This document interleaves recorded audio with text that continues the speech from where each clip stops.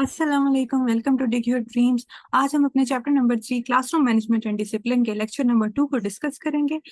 So without any further delay let's begin. So first of all यहाँ पे हम बात करेंगे कि एवेल्युएशन ऑफ क्लासरूम मैनेजमेंट और स्टूडेंट अचीवमेंट किस तरीके से की जा सकती है। अब हम लोग क्लासरूम मैनेजमेंट का प्रोसेस तो कर रहे हैं, लेकिन जिस तरह हम टीचिंग में ये बात करते हैं कि पढ़ाने के साथ साथ उसको असेस करना बहुत ज़रूरी है, ना सिर्फ इसलिए कि हमें ये पता चल सके कि स्टूडेंट्स कितना अच्छा लर्न कर रहे हैं, बल्कि इसलिए भी कि हम अपनी जो टीचिंग है उसको असेस कर सकें। इसी तरह से क्लासरूम मैनेजमेंट की भी एवेल्युएशन को असेस करना बहुत ज़्यादा ज़रूरी है। अब जिस तरह से हमने टीचिंग में पहले पढ़ा था कि एवेल्युएशन जो है वो हमारे पास हो सकती है फॉर्मेटिव या समेटिव, तो इसी तरह से जो क्लासरूम मैनेजमेंट है इसकी एवेल्युएशन भी फॉर्मेटिव और समेटिव दोनों टाइप्स की हो सकती है। तो एवेल्युएशन बेसिकली एक फॉर्मल प्रोसेस है जिसमें हम असेस करते हैं क्वालिटी को, वैल्यू को और इफेक्टिवनेस को, कि हम जो चीजें जो अप्रोचेस यूज कर रहे हैं आया वो वर्क भी कर रही है या किसी मॉडिफिकेशन की यहाँ पे जरूरत है। तो इफेक्टिवनेस, क्वालिटी, वैल्यू, इन चीज़ों को हम असेस करते हैं। अब एग्जामिनेशन जो है वो periodically after 6 months, 4 months, 1 year, 2 years इस तरह से ज़रूरी होती है। इवैल्यूएशन का जो फॉर्मेट है वो फॉर्मेटिव हो सकता है। फॉर्मेटिव में यही है कि जैसे-जैसे आप पढ़ा रहे हैं, मतलब इन टाइम आप उसकी असेसमेंट कर रहे हैं, विद इन क्लास या विद इन अ वीक, ताकि आप उसको साथ-साथ इम्प्रूवमेंट के लिए यूज़ कर सकें, जैसे हम फॉर्मेटिव असेसमेंट में करते थे। तो इससे हमें एक कंटिन्यूअस फीडबैक मिलता रहता है। और जो समेटिव असेसमेंट है सम कर देती है, मतलब एक ओवरऑल एक पूरा एक टाइम फ्रेम हमने ले लिया और उसके एंड पे हम ओवरऑल इफेक्टिवनेस जो है वो जब असेस करते हैं क्लासरूम मैनेजमेंट स्ट्रेटजीज की, तो वो हमारे पास समेटिव असेसमेंट में आ जाता है। अब एक और यहाँ पे अप्रोच आ जाती है प्रिवेंटिव मैनेजमेंट के। एक तो ये है कि प्रॉब्लम आ गया है तो उसको सॉल्व करना है, लेकिन उससे ज्यादा अच्छा वो जैसे कहते हैं कि prevention is better than cure. तो कुछ ऐसी क्लासरूम मैनेजमेंट अप्रोचेज जिसके थ्रू हम प्रिवेंट कर सकें डिसरप्टिव बिहेवियर को या मैनेजमेंट इश्यूज को। तो टीचर्स जो हैं वो प्रिवेंटिव मेजरमेंट्स यूज कर सकते हैं। उसके अंदर रूल्स और प्रोसीजर्स आ जाते हैं, और वो रूल्स और प्रोसीजर्स कहीं बाहर से नहीं आएंगे, बल्कि आपने कंसेंसस के थ्रू स्टूडेंट्स के साथ डिस्कस करके डेवलप करने हैं और उसके बाद उनको इन्फोर्स भी करना है। जैसे कि मतलब ये कि बजाय इसके कि पहले स्टूडेंट जो है वो 1-2 वीक्स जो है बहुत क्लास के अंदर उधम मचा दें और उसके बाद आप रूल्स बनाना शुरू करें, इससे बेहतर है कि आप पहले दिन ही रूल्स बना दें कि आपने जो है वो अपनी बारी पे बोलना है। आपने ग्रुप रूल्स को नहीं मतलब खराब करना, ब्रेक करना। आपने क्लास में शाउटिंग नहीं करनी, अपने ऑब्जेक्ट्स नहीं थ्रो करने, बुलिंग नहीं करनी, लिटरिंग नहीं करनी, दूसरों का मजाक नहीं बनाना। अगर आप लोग ये करोगे तो आपको ये उसके कॉन्सिक्वेंसेज भुगतने पड़ेंगे।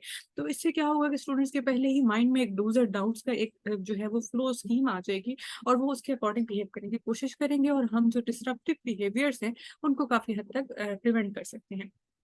तो प्रिवेंटिव कंट्रोल में सबसे पहली चीज आ जाती है सेल्फ कंट्रोल। सेल्फ कंट्रोल ये है कि हमने स्टूडेंट्स को ये सिखाना है कि वो अपनी इमोशंस को, अपने आप को कैसे वो कंट्रोल कर सकते हैं। इवन जब उनके सर पे जो पेरेंट्स हैं या टीचर्स उनके सुपरविजन नहीं भी है, तब भी वो एक वेल बिहेव सिटीजन के तौर पे कैसे एक्ट कर सकते हैं और दूसरों की वेल बीइंग को कैसे कंसिडर कर सकते हैं।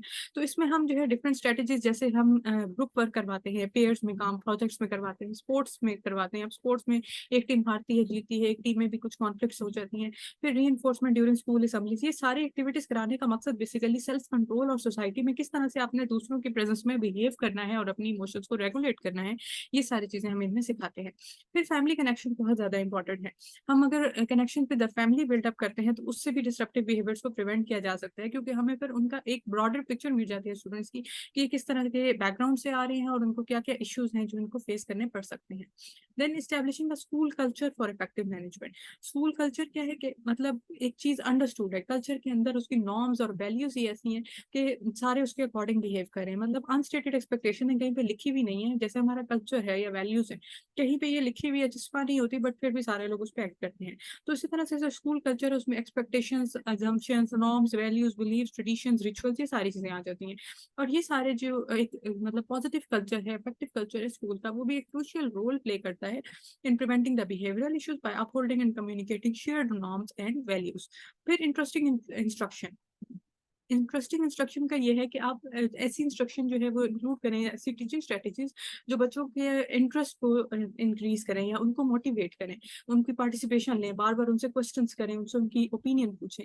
फिर उसके बाद डायग्नोज करें लर्नर्स को अगर कहीं डिफिकल्टी आ रही है, नीड्स है उनकी। फिर प्लान लेसन ऐसे करें कि उन नीड्स को हम मीट करें, और उसके बाद हम एसेस करें कि स्टूडेंट्स आया वो प्रोग्रेस कर रहे हैं या नहीं कर रहे। और साथ ही साथ अपनी प्रोफेशनल डेवलपमेंट को भी एसेस करने की जरूरत है, ताकि हम अपने टीचिंग इफेक्टिवनेस को इम्प्रूव कर सकें। तो क्लासरूम मैनेजमेंट के हमारे पास 3 बेसिक टाइप्स ऑफ मॉडल्स आ जाते हैं। First is assertive discipline, second is logical consequence and third is teacher effectiveness training. अब इन तीनों मॉडल्स को हम वन बाय वन यहाँ पे डिस्कस करेंगे। So first is assertive discipline. Assertive discipline जो है ये ली कैंटर ने डेवलप किया था 1970 में, जिसमें हम एक सिस्टमैटिक डिसिप्लिन प्लान बनाते हैं before the school year start. School year शुरू होने से पहले एक डिसिप्लिन प्लान हमने बना दिया। अब उस प्लान के अंदर क्या क्या चीजें हैं, उस पर एक्सपेक्टेशन है कि आपने ऐसे ऐसे बिहेव करना है, और अगर आप ऐसे ऐसे बिहेव नहीं करेंगे तो आपको क्या कॉन्सिक्वेंसेज होंगे। तो इसमें मेन जो एम्फेसिस है वो है रिवॉर्ड्स पे और पनिशमेंट्स पे as a means of behaviour management. अब इसके अंदर जो रूल्स हैं वो एज और ग्रेड लेवल अप्रोप्रिएट होने चाहिए। मतलब आप एक 1 क्लास के बच्चे से उस लेवल की डिसिप्लिन या उस लेवल की रूल्स को अडेरेंस एक्सपेक्ट नहीं कर सकते जैसे एक 10th ग्रेड का बच्चा जो है, क्योंकि वो ज्यादा मैच्योर हो जाता है, थोड़ा रिस्पॉन्सिबल हो जाता है।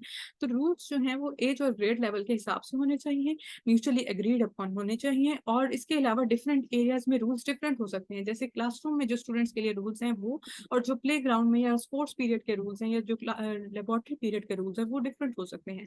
फिर ऑडिटोरियम रूल्स, आर्ट रूम के रूल्स, कंप्यूटर रूम्स के, हर एक जगह के हिसाब से, डिफरेंट एरियाज के हिसाब से जो रूल्स हैं वो वेरी हो सकते हैं, और उनको अप्रोप्रिएट होना चाहिए according to the age and grade as well as according to the setting in which they are being enforced.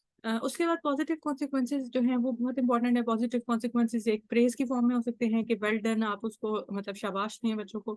Non verbal cues जैसे कि वैसे नोट कर दें कि हाँ तुमने ठीक किया है, स्माइल्स, या टेंजिबल टोकन्स जैसे स्टार्स छोटे बच्चों को देते हैं तो वो बहुत खुश होते हैं। तो ये सारी चीजें पॉजिटिव कॉन्सिक्वेंसेज में आ जाती है। और अगर उन रूल्स के ऊपर हम नहीं एडहेयर करते तो नेगेटिव कॉन्सिक्वेंसेज में उनकी पेनल्टीज आ जाएगी, जैसे कि मिसिंग रिसेस ब्रेक बंद कर दी, स्कूल के बाद छुट्टी के बाद रोक लिया, या बहुत ज्यादा एक्स्ट्रा होमवर्क दे दिया, कोई गेम पीरियड उनका बंद कर दिया, क्लासरूम की कहा कि सफाई आज हमारी जिम्मेदारी है, या इवन स्कूल से सस्पेंड कर दिया। तो ये सारे जो है वो नेगेटिव कॉन्सिक्वेंसेज आ जाते हैं। अब इसको, ये जो पूरा मॉडल हमने बनाया है असर्टिव डिसिप्लिन का, जिसमें एक एक्सपेक्टेशंस आ गई, उसके बाद कॉन्सिक्वेंसेज आ गए, रिवॉर्ड्स आ गए, पनिशमेंट्स आ गए, रूल सेटिंग हमने कर ली। अब उसको जो है वो इम्प्लीमेंट कैसे करना है विद द स्टूडेंट्स। तो सबसे पहले तो आपने कोलैबोरेशन करनी है स्टूडेंट्स के साथ टू एस्टैब्लिश द रूल्स, और उसमें एक म्यूचुअल ऑनरशिप आ जाएगी, क्योंकि अगर स्टूडेंट्स खुद मिल के रूल बनाएंगे टीचर्स के साथ तो वो फिर कम चांसेस है कि हम उनको ब्रेक करेंगे। और फिर उनको री करना, ये नहीं कि बस अच्छा चलो कुछ नहीं होता इधर दफा कर लिया, ऐसे नहीं करना। री करना है रूल्स को कंसिस्टेंटली। और होल स्कूल कमिटमेंट जो है वो भी बहुत ज्यादा इंपॉर्टेंट है, और तमाम के तमाम स्टेक होल्डर जिसमें parents, teachers, students, administrative staff, ये सारे जो हैं ये अवेयर ऑफ द रूल्स होने चाहिए। और स्टूडेंट्स जो हैं उनको रूल्स के बारे में भी पता होना चाहिए, पॉजिटिव कॉन्सिक्वेंसेज के बारे में भी, और negative consequences of their behaviour के बारे में भी पता होना चाहिए। तो जो असर्टिव डिसिप्लिन का मॉडल हमने डिस्कस किया, इसका मेन एम्फेसिस जो है वो एक ईयरली एकेडमिक डिसिप्लिन प्लान पे है, जिसमें हम उसके रूल्स बना देते हैं, एक्सपेक्टेशंस बना देते हैं, कॉन्सिक्वेंसेज बना देते हैं, और फिर उसको प्रॉपर्ली कम्युनिकेट कर देते हैं। सेकेंड जो मॉडल आ जाता है वो है लॉजिकल कॉन्सिक्वेंसेस का। लॉजिकल कॉन्सिक्वेंसेस का जो मॉडल है ये रडोल्फ ड्रिकर्स ने दिया था in 1968 based on Alfred Adler's theory. Alfred Adler की थ्योरी ये कहती है कि स्टूडेंट का जो मिसबिहेवियर है वो अनमेट नीड्स के अंदर होता है।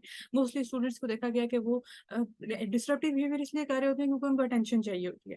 तो एडलर की थ्योरी ये कहती है कि misbehaviour is due to unmet needs, और इसी थ्योरी को बेस करते हुए रडोल्फ ड्रिकर ने 1968 में लॉजिकल कॉन्सिक्वेंसेस मॉडल बनाया है क्लासरूम मैनेजमेंट का, जिसमें इंपॉर्टेंस है ज्यादा दी गई सोशल रिकॉग्निशन के ऊपर और बिलोंगिंग के ऊपर।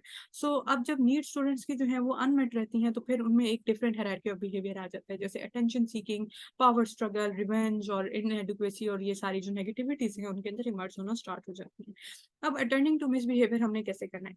इवन अगर हमारा क्लासरूम बहुत वेल मैनेज है, तब भी ऐसा हो सकता है कि कोई इक्का दुक्का स्टूडेंट ऐसा हो जो मिसबिहेव कर रहा हो, तो अब उसमें लॉजिकल कॉन्सिक्वेंसेस अप्लाई करने की जरूरत है, जिसमें हम क्लियर कनेक्शन दें मिसबिहेवियर के साथ, कि जिस तरह का मिसबिहेवियर उसने किया है उस हिसाब से उसको उसका लॉजिकल कॉन्सिक्वेंस मिलेगा। अब वो कॉन्सिक्वेंसेस क्या होंगे, किस तरह से होंगे, उनको अगेन डिस्कस किया जाएगा और एग्रीड अपॉन किया जाएगा स्टूडेंट्स के साथ। फॉर एग्जाम्पल एक स्टूडेंट जो है उसको आइसोलेट कर दिया जाएगा, क्लास से बाहर निकाल दिया, या आपने उसको सस्पेंड कर दिया एक वीक के लिए, until they agree to rejoin without disruption. तो इस तरह की चीजें हम इसमें कर सकते हैं। अब टीचर स्टांस ये है कि टीचर जो है उसने एक मतलब स्टैंस तो लेना है, एक पावरफुल स्टैंस, लेकिन वो पावर स्ट्रगल में नहीं आ जाना चाहिए। आपका स्टूडेंट्स के साथ कोई मुकाबला नहीं चल रहा, बल्कि आपने एक लीडर का रोल प्ले करना है, जिसमें आपने फर्म भी रहना है, बट साथ में एम्पैथाइज करना और स्टूडेंट की जो अनमेट नीड्स हैं या उसकी फीलिंग्स हैं उनको अंडरस्टैंड करना भी जरूरी है। तो एंगेज करना है डिस्ट्रप्टिव स्टूडेंट्स को। अगर कोई स्टूडेंट्स बहुत ज्यादा ऐसे डिस्ट्रक्शन कर रहे हैं तो उनको लीडरशिप रोल में बना दें कि आप क्लास मॉनिटर हैं या क्लास इंचार्ज है, इस तरीके से। तो जब उनके ऊपर जिम्मेदारी आएगी तो वो उनको होगा कि हमें वैल्यू वैल्यू किया जा रहा है, रिकॉग्नाइज किया जा रहा है, क्योंकि मोस्टली इस तरह के बिहेवियर तभी होते हैं जब उनको लेस वैल्यूड और लेस लोअर सेल्फ स्टीम और इस तरह की फीलिंग्स उनमें आ रही होती हैं। तो जब उनको लीडरशिप रोल्स में डाला जाए या उनको प्रोडक्टिव वेज उनको ऐसे काम दिए जाए कि उनको एंगेज किया जाए कामों में जो उनके लिए इंटरेस्टिंग भी हों, तो फिर वो ज़्यादा पावरफुल और ज़्यादा एम्पावर्ड फील करते हैं।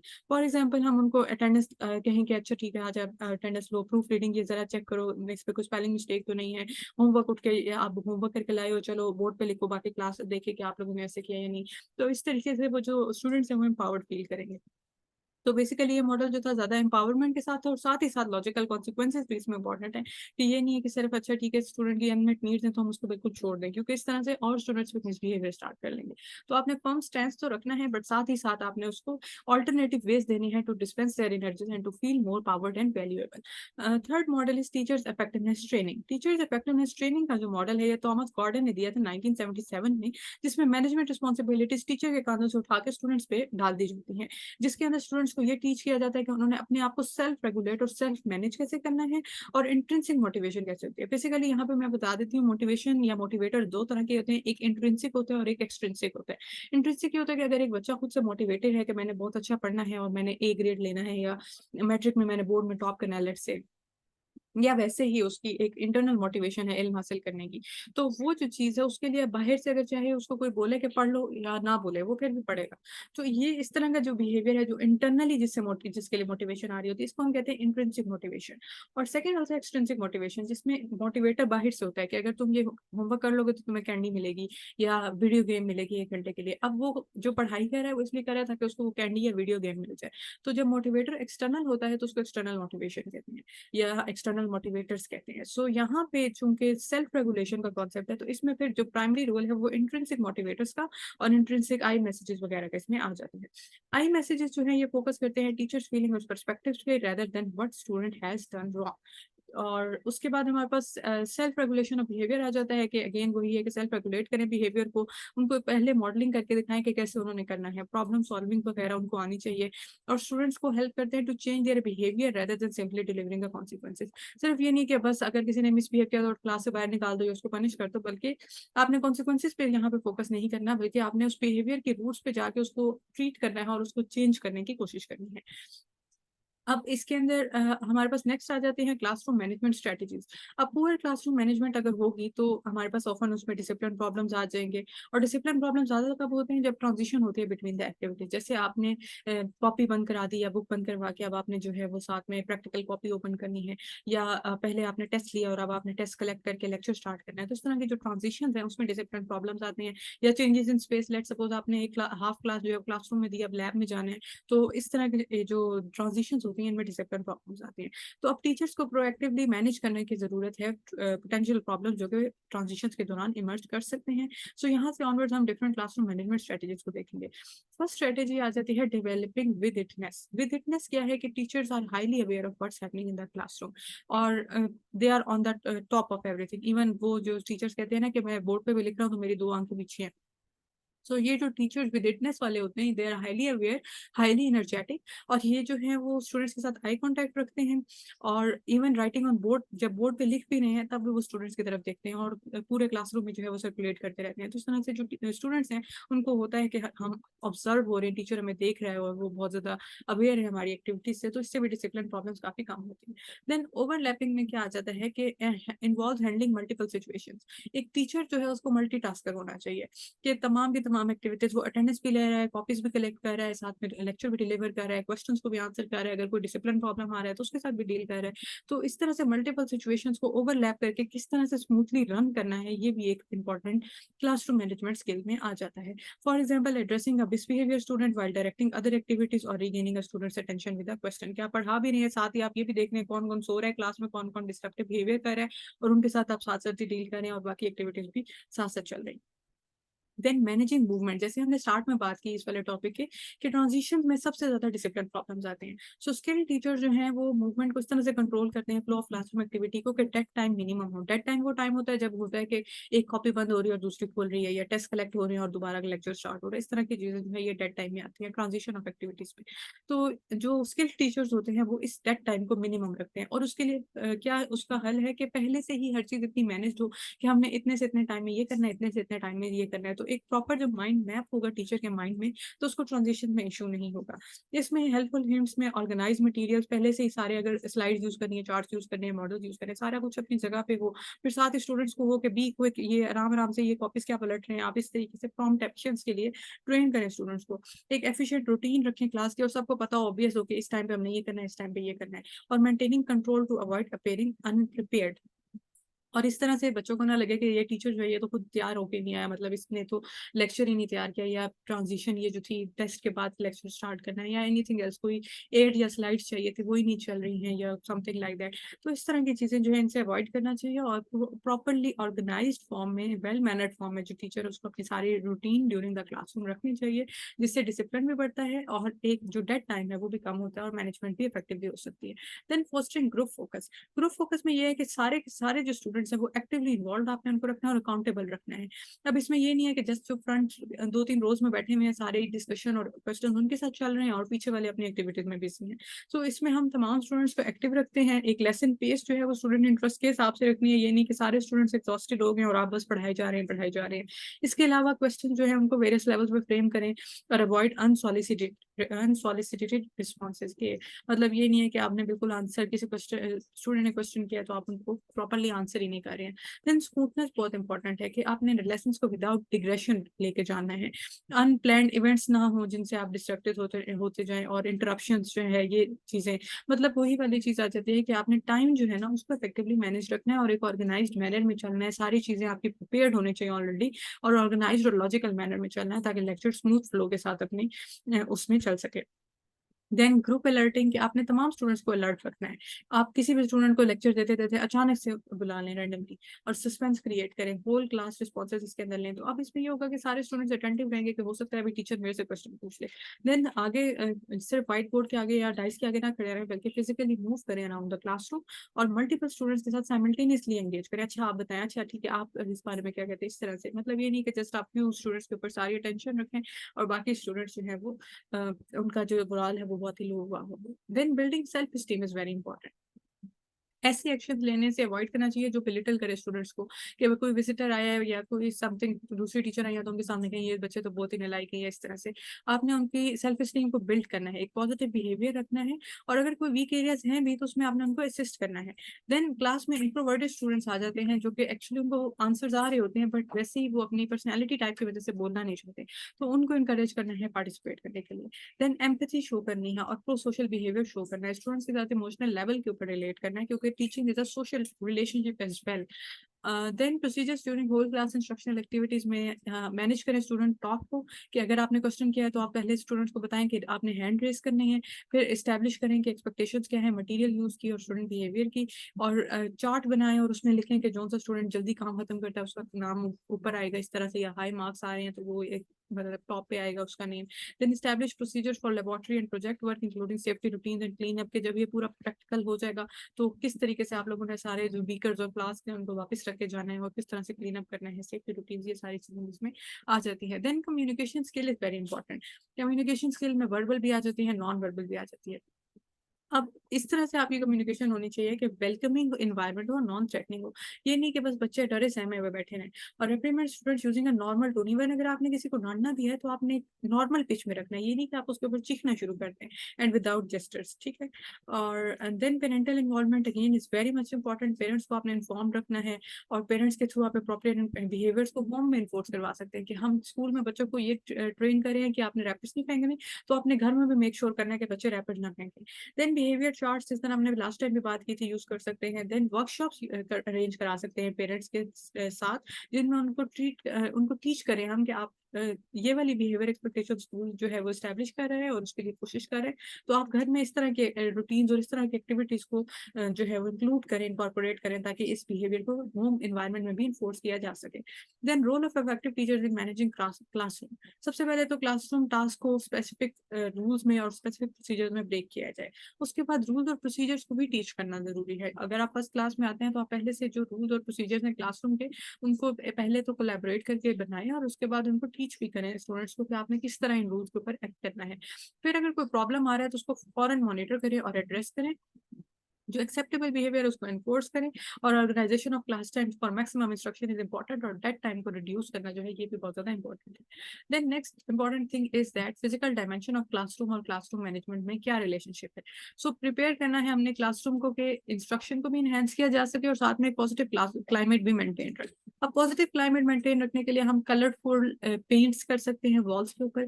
इसके अलावा जो क्लासरूम की वॉल्स हैं उनको स्टूडेंट वर्क के साथ डेकोरेट, जैसे चार्ट्स हम कहते हैं बना के लाए या पोस्टर्स बना के लाए मॉडल्स, और उनको वहाँ पे फिर उनके नेम्स के साथ डिस्प्ले करें, तो उससे स्टूडेंट बहुत खुश होते हैं कि ये मैं बना के लाया था या लाई थी। इसी तरह से सेफ स्पेसेस हों, फर्नीचर जो है वो बहुत अच्छे तरीके से अरेंज हो, एक होल स्कूल अप्रोच इसमें आ जाती है, क्योंकि ये सारा कुछ टीचर अकेला नहीं कर सकता, इसमें पूरा जो स्कूल है सारे स्टेक होल्डर स्कूल में वो इसके अंदर इन्वॉल्व हो जाते हैं। सो फिजिकल स्पेस में सबसे पहले तो क्लियर विजिबिलिटी बहुत इंपॉर्टेंट है। अगर बोर्ड आधे बच्चों को नजर ही नहीं आ रहा तो उनके लिए वो क्लास वो लेसन इतना इफेक्टिव नहीं होगा जितना बाकियों के लिए होगा। देन ऑब्स्ट्रक्शंस को बीच में से रिमूव करें, बीच में कोई इस तरह से चीजें ना हो जिनसे ठोकर लग सकती हो, या वैसे एक स्मूथ मूवमेंट और स्मूथ फ्लो जो है वो इंपॉर्टेंट है। देन एडिक्वेट लाइटिंग, ये ना हो कि अगर लाइट चली गई है तो आधी क्लास में लाइट ही नहीं आ रही है। Then ensure minimal student interference during movement, के मतलब खुली जगह हो, आराम से मूवमेंट के दौरान भी स्टूडेंट्स मूव कर सकें।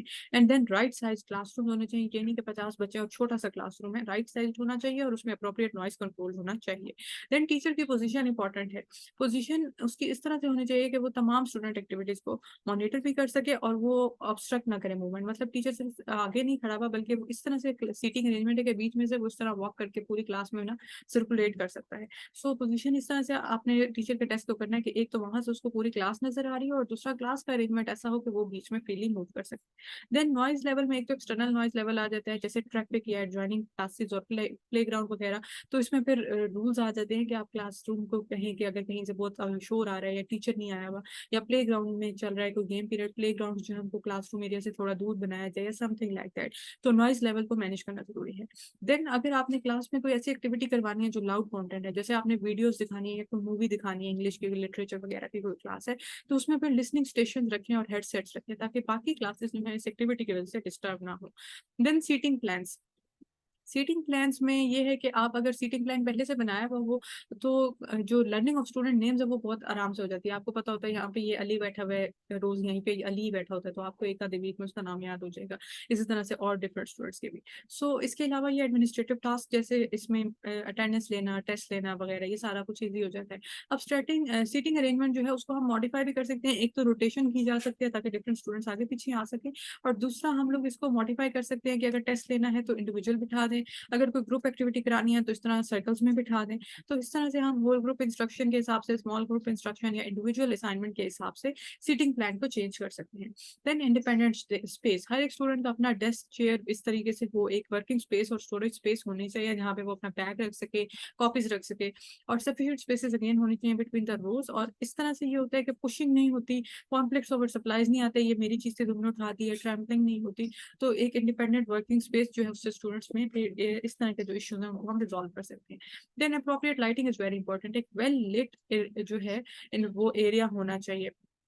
और कंसिडर करें इंडिविजुअल लाइटिंग प्रेफरेंसेस को, ये भी हो सकता है कि कुछ स्टूडेंट जो है वो थोड़ा सा डिम लाइट में ज्यादा अच्छे से काम कर सके, बहुत हाई लाइट से उनको सेंसिटिविटी हो।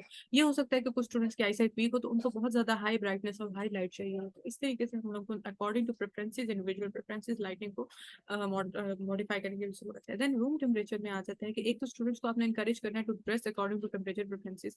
अगर सर्दियां आ गई हैं तो आप मेक श्योर करें कि क्लास में सारे बच्चे स्वेटर्स पहन के आ रहे हैं। और इसके अलावा क्लासरूम के अंदर जो इक्विपमेंट भी होना चाहिए फॉर एक्सट्रीम वेदर कंडीशन, जैसे पंखे, एसीज और जो सर्दियों के लिए हीटर्स, ये सारी चीजें जो है प्रॉपर्ली प्रेजेंट होनी चाहिए। देन स्टूडेंट नंबर जो है ये इंपॉर्टेंट है कि क्लास साइज को बेस्ड ऑन वेदर कंडीशन हो, कि अगर बहुत ज्यादा हॉट क्लाइमेट है तो उसमें बहुत ज्यादा 50-50 या 70-70 बच्चे एक एक क्लास में हो तो वो फिर बहुत ही एक सफोकेटिंग और एक अजीब सा एनवायरनमेंट जो क्रिएट हो जाता है। देन फर्नीचर अरेंजमेंट में यही है कि इनफॉर्मल सीटिंग अरेंजमेंट जैसे सॉफ्ट चेयर्स, पिलोज, कारपेट्स, इन चीजों को भी हम यूज कर सकते हैं। और रिसर्च जो हमारे पास ये बताती है कि जो कंफर्टेबल सेटिंग है जैसे जो सॉफ्ट चेयर या कारपेट्स हैं उनमें बेटर अटेंशन और बेटर ग्रेड्स उसके थ्रू आ सकते हैं। Then arranging space. अब क्या लेआउट हमने यूज किया क्लास का, अगेन ये बात हमने पहले भी की थी, उसी से हमें टीचिंग स्टाइल पता चलता है। जैसे क्या हम टेबल्स पे बिठा रहे हैं या क्लस्टर्स में बिठा रहे हैं या यू शेप, इस तरह से पूरी क्लास को हमने बिठाया हुआ है या इंडिविजुअली बिठाया हुआ है, तो हमें उससे पता चलेगा कि इस क्लास में ग्रुप वर्क हो रहा है या इंडिविजुअल वर्क हो रहा है। तो स्पेस का अरेंजमेंट जो है according to the nature of the work बहुत इंपॉर्टेंट है। Then placement of classroom accessories जैसे white board, chalk, bulletin board, projectors, materials, ये सारी चीजें स्टूडेंट आई लेवल के ऊपर होनी चाहिए। उसके बाद इजी स्टूडेंट एक्सेस होनी चाहिए। एक तो स्टूडेंट्स का वर्क, जैसे हमने पहले भी बात की कि बुलेटिन बोर्ड्स के ऊपर और वॉल्स के ऊपर चार्ट्स की फॉर्म में होना चाहिए। इस तरह स्टूडेंट्स के अंदर ऑनरशिप बढ़ती है for the classroom facilities. Management of facilities में प्लानिंग आ जाती है, organisation, decision making, then coordinating and controlling the physical learning environment. अब इसके अंदर हम ह्यूमन रिसोर्सेज को भी यूज कर सकते हैं और साथ ही साथ मटेरियल रिसोर्सेज को भी यूज कर सकते हैं। और इस सारी एक्टिविटी का जो पर्पज है वो है for the achievement of the educational goals. अब जो मेंटेनेंस ऑफ फैसिलिटीज है ये इंपॉर्टेंट है। जैसे अगर क्लासरूम के अंदर हमने मल्टीमीडिया दिया हुआ है या व्हाइट बोर्ड्स दिए हुए हैं या चॉक्स है या एनीथिंग, तो अब उसमें एक तो प्रिवेंटिव मेंटेनेंस आ जाती है, एक रूटीन मेंटेनेंस आ जाती है और एक इमरजेंसी रिपेयर्स आ जाते हैं। प्रिवेंटिव मेंटेनेंस में ये है कि आप जो पहले से चीजें जो है उनको एक उस तरह से रखें, या अगर आपको लगता है कि मार्कर कीइंग खत्म हो रही है तो आप वीकली या 3 डेज बाद 4 डेज बाद उसको जो है वो रीचेक कर लें, इस तरीके की चीजें। अगर पावर पॉइंट है तो उसको पीरियोडिकली किसी टेक्नीशियन को दिखा लें कि इसमें कोई इशू तो नहीं आ रहा। तो इस तरह से ये है कि on the spot break down नहीं होते। देन रूटीन मेंटेनेंस में यही है कि आप 6 मंथ्स बाद या 4 मंथ्स बाद या पीरियोडिकली जो है वो सारी फैसिलिटीज की एक दफा मेंटेनेंस करवा लें, जो भी वेयर एंड टीयर हुई है वो ठीक करवा लें। इमरजेंसी रिपेयर्स ये है कि लेट सपोज आपका मल्टीमीडिया चलते चलते बंद हो गया है या व्हाइट बोर्ड जो है उसमें कोई मसला आ गया है, तो इस तरह के जो रिपेयर्स हैं ये अर्जेंट होते हैं, क्योंकि आप जाहिर है चीज खराब हो गई, इसके बगैर एक्टिविटी चल नहीं रही।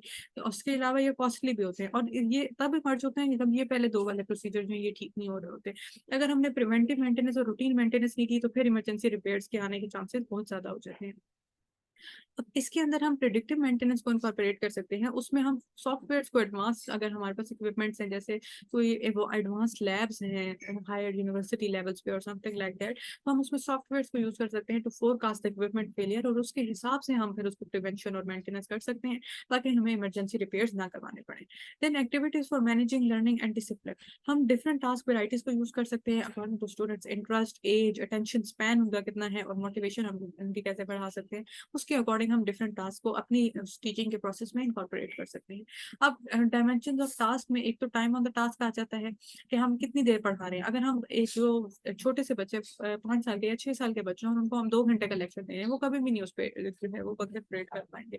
तो टास्क ड्यूरेशन को based on the curriculum, based on the age and based on the attention span जो है वो चेंज करने की जरूरत है।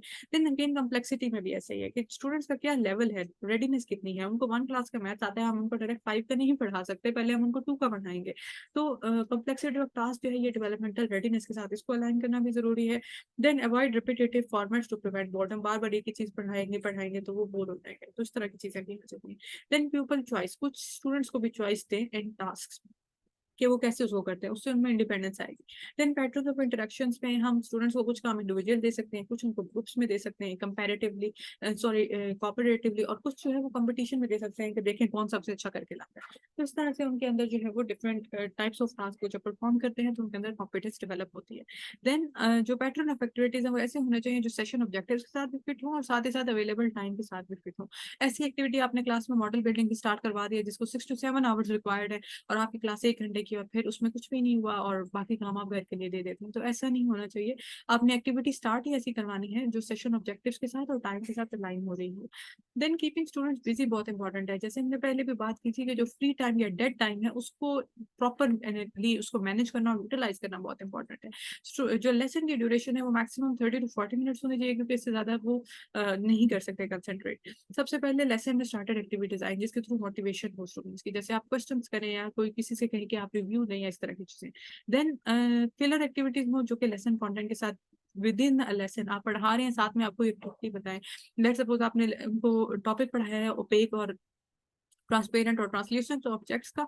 और अब आप उनसे कह रहे हैं कि इस क्लासरूम में देखें जितने ऑब्जेक्ट्स हैं और उनमें से बताएं कि कौन कौन से ट्रांसपेरेंट है, कौन से ट्रांसल्यूसेंट है। तो रिलेटेड टू लेसन कंटेंट हमने कुछ फिलर एक्टिविटीज दे दी, देन मेन टास्क के साथ कुछ ऑप्शनल एक्टिविटीज भी दे दें, और साथ ही साथ एक्साइटिंग एक्टिविटीज को इनकॉर्पोरेट करना बहुत जरूरी है ताकि उनकी मोटिवेशन लेवल बढ़ सके। तो ये सारे टाइप्स ऑफ एक्टिविटीज को हम यूज कर सकते हैं in order to keep students busy as well as motivated and engaged.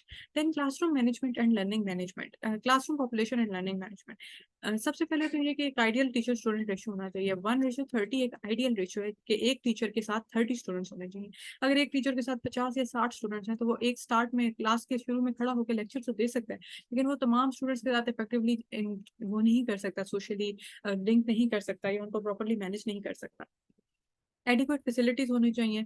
Outdoor activities जो हैं उनमें रियल वर्ल्ड एक्सपीरियंसेस आते हैं, जैसे हम उनको किसी ट्रिप पे ले के जा सकते हैं, फील्ड ट्रिप पे, एक्सपेरिमेंट्स, कैंपिंग वगैरह हो सकती है। इसके अलावा मैनेजेबिलिटी, अलाइनमेंट विद करिकुलम होना जरूरी है, और साथ में स्टूडेंट्स की ट्रेनिंग भी उस हिसाब से होना बहुत ज्यादा जरूरी हो जाता है। तो यहाँ से नेक्स्ट जो है ये फिर मैं इसके पार्ट बी में इंशाल्लाह डिस्कस कर दूंगी। अभी यहाँ पर थोड़ा सा लाइट का इशू आ गया, so will see you in the next part of this. Till then Allah Hafiz.